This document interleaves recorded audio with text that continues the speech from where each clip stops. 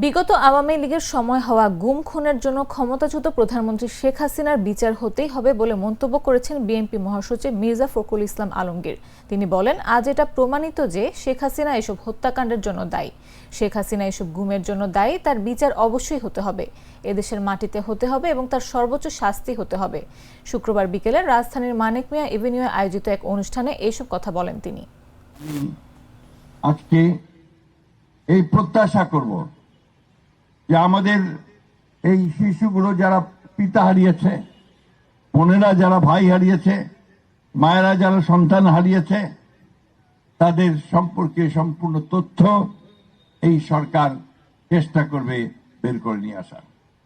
যেই হোক না কেন, যারাই হোক না কেন, যত বড় শক্তিশালী হোক না কেন, কিন্তু এর চেয়ে ভয়াবহ মর্মন্তুদ যে অপরাধ, সে অপরাধ আর কিছু হতে পারে না।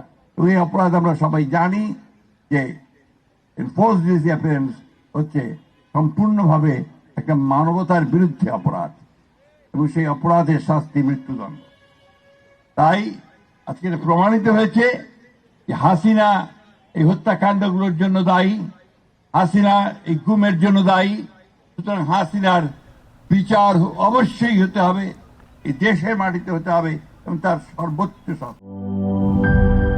জীবনের সাথে চলে hi-fi, all time healthy life। নিশ্চিন্তে খান স্বাস্থ্যকর অল টাইম পান, অল টাইম হেলদি লাইফ।